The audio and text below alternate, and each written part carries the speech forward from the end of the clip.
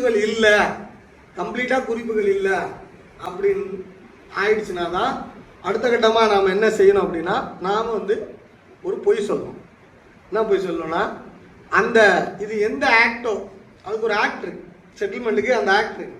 அந்த ஆக்டில் நீங்கள் எடுத்து அதில் அப்பீல் ப்ரொசீஜர் இருக்கும். அது முதல்ல அதை எடுத்துக்கணும். அதாவது சட்டம் தேவைக்கு படித்தா போதும், அது கான்செப்ட் புரிஞ்சால் போதும். எல்லா சட்டமும் மக்கடிச்சு வச்சுருக்கணும் அப்படின்னு அவசியம் இல்லை. ரைட்டா? செக்ஷன் அப்பீல் ப்ரொசீஜர், அதில் இருக்கிற செக்ஷனை நோட் பண்ணி எடுத்து வச்சுக்கணும். அது மைனர் இனாம் செட்டில்மெண்ட்டாக இருந்தால் என்னன்னு கூகுளில் அடித்தாலே வந்துடுது, இந்தியா கவர்மெண்ட்டில் வந்துடுது, நெட்டில் வந்துடுது, லைப்ரரிக்கு போனீங்கன்னா கிடைக்குது.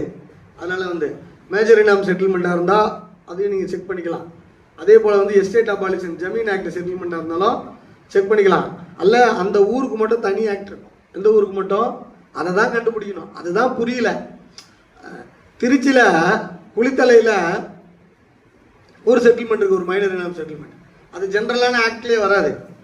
ரைட்டில் சொல்கிறது அது வந்து பார்த்தீங்கன்னா மாட்டு வார உரிமை, கைவார உரிமை. என்னது? மாட்டு வார உரிமை, கைவார உரிமை, இனாம் ஒழிப்பு சட்டம், இப்படி ஒரு இருக்கு. அதாவது சொத்து ரெடியாக இருக்குது, மாடு வச்சு மேய்க்கிறது ஆதி திராவிடர். ரைட்டா? மாடு வச்சு மேய்க்கிறது ஆதி திராவிடர். மாட்டு வார உரிமை செட்டில்மெண்ட்னு இருக்கு, மைனர் இனாம் செட்டில்மெண்ட் இருக்கு. இப்போ அவருக்கு அப்போ அந்த செட்டில்மெண்ட் ஆஃபீஸர் வந்து மாட்டு வார உரிமைப்படி இவருக்கே அந்த நிலத்தை கொடுத்துருப்பாரு, அல்லது ரெண்டு பேருக்கும் பாதியாக பிரித்து கொடுத்துருப்பாரு, அல்லது அந்த ரெட்டியாருக்கு பெரிய நிலச்சுவாண்டாருக்கு கொடுத்துருப்பாரு, அந்த மாதிரி கொடுத்துருப்பாரு. அப்போ அந்த செட்டில்மெண்ட்டை பார்க்கணும். என்ன? அந்த செட்டில்மெண்ட்டை பார்க்கணும். இப்போ அந்த செட்டில்மெண்ட்டில் நமக்கு எதிராக இருக்குது, நம்ம கட்சிக்காரருக்கு எதிராக இருந்தால் நம்ம வேலை செய்யணும். அப்போ அந்த பகுதிகளில் நீங்கள் எல்லாரும் போயிட்டு மறுபடியும் மைனர் இனாமே தேடுவாங்க. என்னது? மைனர் இனாம் ஆக்டில் இருக்கிற அப்பீல்லே போடுவாங்க. ஒருத்தர் வந்து ஒரு வழக்கறிஞர், நல்ல தெரிந்த வழக்கறிஞர், அவர் அந்த செங்கோட்டை பகுதிக்கு அவருக்கு தெரியல. செங்கோட்டை இருக்குல்ல, திருநெல்வேலி மாவட்டத்தில் செங்கோட்டை தாலுகாவுக்கு தெரியல. செங்கோட்டை தாலுகா வந்து செட்டில்மெண்ட் கிடையாது, செங்கோட்டை தாலுகாவும் கன்னியாகுமரியும் மாற்றப்பட்ட மாநிலங்கள் சர்வே செட்டில்மெண்ட் முறை மாற்றப்பட்டது. Transfer state act. அது என்னது? Transfer state act. ஒரு பகுதி அங்கே போய் அங்கேருந்து ஒரு பகுதி இங்கே வந்தது, டிரான்ஸ்ஃபர் ஸ்டேட்டு. ரைட்டுங்களா? டிரான்ஸ்ஃபர் ஸ்டேட்டு செட்டில்மெண்ட் ஆக்டுன்னு பேர். இவர் ரெகுலராக வழக்கம் போல் செட்டில்மெண்ட் ஆக்டில் ஜென்ரலாக இருக்கிற ஒரு பொதுவான ஆக்ட் ஒன்று இருக்குது. இந்த பொதுவான ஆக்டில் போட்டுட்டு அப்பீல் பண்ணுறாரு. தாசில்தார் கீசில்தார் எல்லாம் கொண்டு போயிட்டாங்க. டிஆர்ஓ வந்து கேன்சல் பண்ணிட்டார். டிஆர்ஓ என்ன பண்ணுற மனுவா, ஆக்ட் தப்பாக இருக்குது, உரிமையெல்லாம் இருக்குது, மேட்டர்லாம் இருக்குது. அவர் கேள்வி எழுப்புறாரு, நான் எந்த ஆக்டில் நான் தீர்வு கொடுக்க? நீ ஒரு ஆக்டில் கேட்குற, நான் ஒரு ஆக்டில் தானே கொடுக்கணும், நான் எந்த ஆக்டில் நான் தீர்வு கொடுக்கணும்? என்னையே குழப்பறீங்கல்ல அப்படின்னு தள்ளுபடியாது. கிட்டத்தட்ட 4 வருஷம் போராட்டம் மறுபடியும் டமாலு கீழே வந்துருச்சு. உச்சிக்கு போய் பெட்டிஷனு கீழே வந்துருச்சு. நிறைய பேர் என்ன நினைக்கிறாங்க, இதெல்லாம் எழுதுனதுக்கப்புறம் உடனே 2 மாதத்தில் நடந்துடும், டிஆர்ஓ ஆர்டர் போட்டுருவாங்க. 2 வருடங்களாவது தொடர் உழைப்பின் மூலமாக மட்டும்தான் அது நடக்கும்.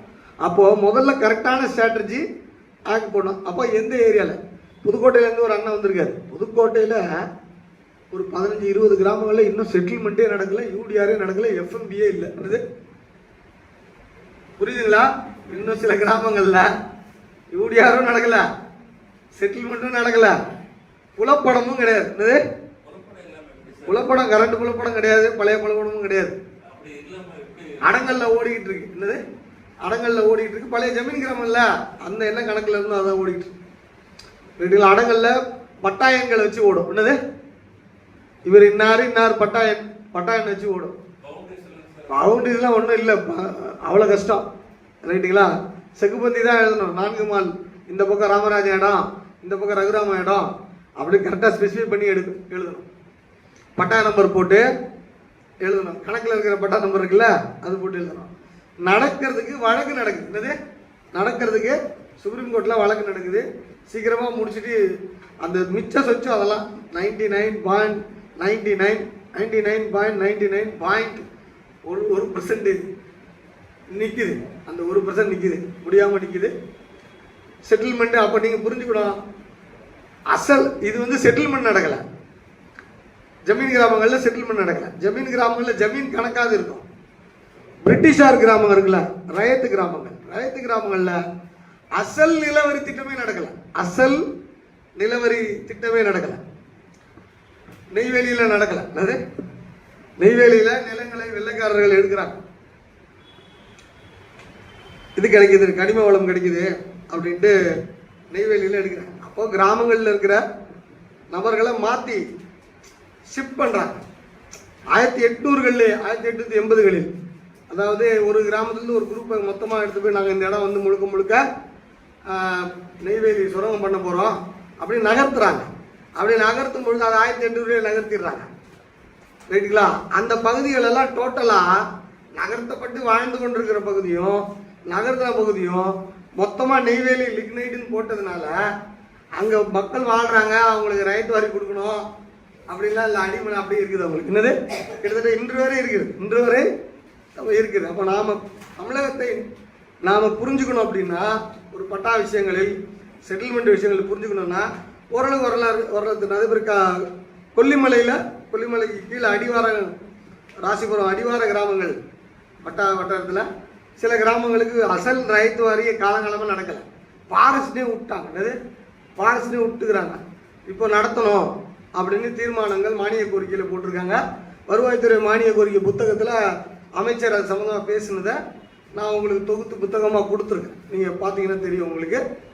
ஆக செட்டில்மெண்ட்டை பொறுத்த வரைக்கும் தமிழகத்தில் எந்தெந்த பகுதிகளில் அசல் ரைத்து வரி நடக்கலை அப்படின்னு தெரியணும்.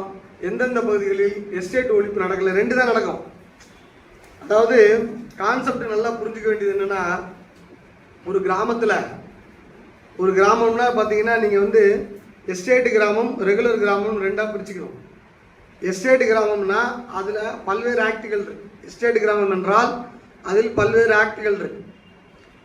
அதில் வந்து பார்த்தீங்கன்னா அது வந்து அது மேஜர் இனாம் ஒழிப்பு கிராமம், ஜமீன் ஒழிப்பு கிராமம் அப்படின்னு ஏதோ ஒரு ஆக்டில் அது வந்து ஒழிக்கப்பட்டிருக்கும். அதாவது ஜமீன் காலத்தில் இருந்து முத அரசுக்கு உள்ள இறங்குதுன்னு அர்த்தம்.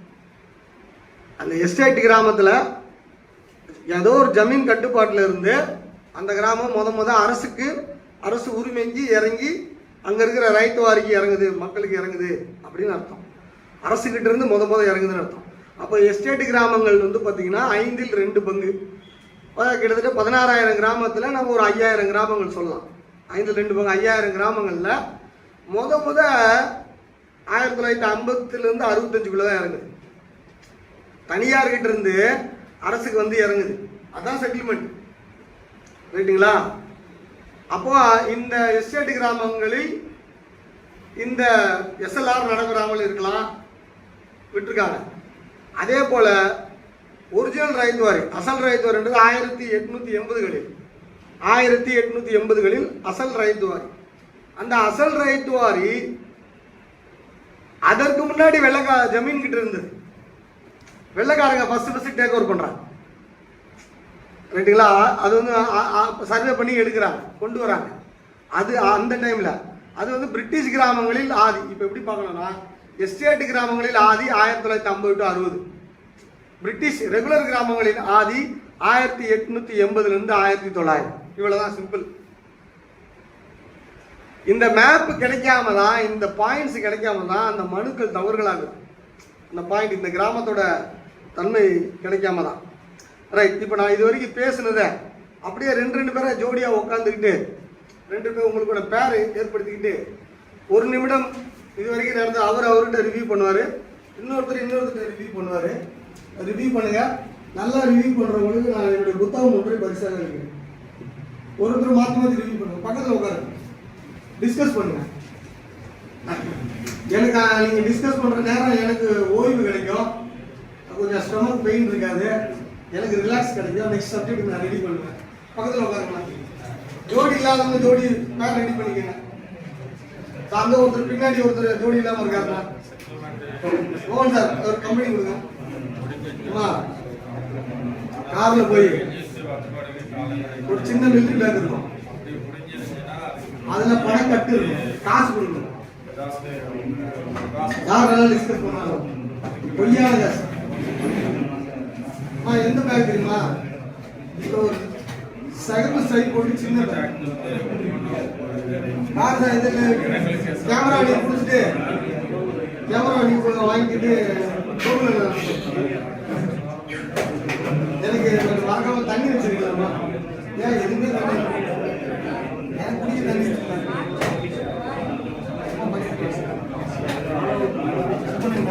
போட்டோ எடுத்தீங்களா?